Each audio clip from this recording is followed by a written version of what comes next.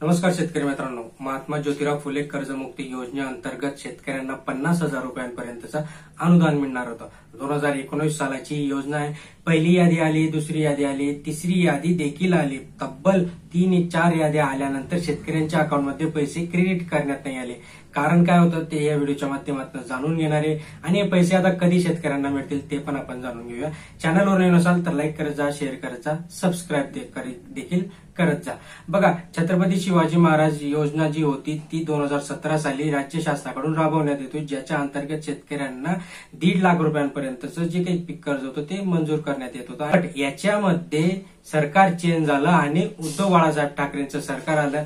त्या सरकारने शेतकऱ्यांसाठी आम्ही काम करत असल्याचे सांगत 50,000 रुपयांपर्यंत अनुदान आम्ही शेतकऱ्यांना देतो असं त्यांनी सांगितलं। बट याच्यामध्ये काय झालं, ज्या एजन्सी होत्या, ज्या कंपन्या होत्या, कंपन्या सुद्धा चेंज करण्यात आलं। महा आयटी कडून महा ऑनलाईन कडे तो डाटा देण्यात आला आणि महा ऑनलाईन परत राज्य शासन चेंज झालं आणि शेतकऱ्यांच्या त्यावेळेस याद्या जाहीर झाला। याच्यात काही शेतकऱ्यांना पैसे मिळाले, काही शेतकऱ्यांच्या ई-केवायसी राहिलं होतं, कोणाचे डॉक्युमेंट्स व्हेरिफिकेशन नव्हते, असे बहुतेक शेतकरी याच्यात राहिले होते। फक्त पात्र याद्या याच्यात जाहीर करण्यात आल्या होत्या। मग त्याच्यात काय झालं नंतर की दुर्दैवाने परत सरकार चेंज झालं, शिंदेचं सरकार आलं आणि शिंदेंनी तो पैसा देण्याचं ठरवलं। बट शेतकऱ्यांचा जो डाटा होता तो डाटा करप्ट झालेला होता तोपर्यंत, कारण की त्या डाटाकडे कोणी लक्ष दिलं नाही। त्या ज्या गोष्टी होत्या त्या गोष्टी मागे पडत गेल्या। नवीन गोष्टी, नवीन इलेक्शन, रुसवे फुगडे याच्यामध्ये शेतकऱ्यांकडे कोणाला लक्ष द्यायला वेळ नव्हता आणि आता त्यांच्याकडून सांगण्यात येते की तो जो डाटा आहे तो डाटा करप्ट झालाय।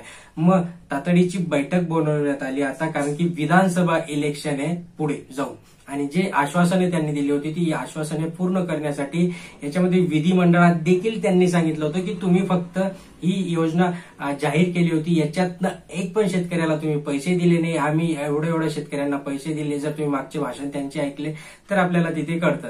तर त्या गोष्टींना अनुसरून, त्या गोष्टींचा विचार करून त्यांनी एक बैठक बोलवली, ज्या बैठकीमध्ये वित्त विभागाचे सचिव देखील होते, सहकार विभागाचे मंत्री होते, उपमुख्यमंत्री देवेंद्र फडणवीस, मुख्यमंत्री एकनाथ शिंदे या सर्वांनी मिळून आता महा आयटी कडे तो डाटा द्यायला सांगितलं होतं। आता महा आयटी काय म्हणते, महा आयटी म्हणते की तो डाटा करप्ट झालेला आहे किंवा गहाळ झालेला आहे। त्यांच्या भाषेत गहाळ होणं म्हणजे करप्ट झालेला आहे। ओके, सो तो रिकव्हर करा। शिंदेंनी एक आदेश जाहीर केला, एनी हाऊ कंडिशन तो डाटा रिकव्हर करावाच लागेल, कारण की शेतकरी वंचित आहेत त्या अनुदानापासून आणि ते अनुदान शेतकऱ्यांना द्यायचंय।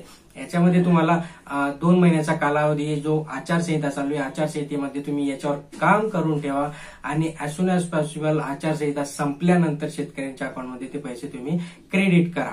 सो आनंदाची बातमीच म्हणावी लागणार आहे, कारण की 2 वर्षांनी का असेना, 3 वर्षांनी का असेना शेतकऱ्यांना त्याचे पैसे मिळणार आहेत।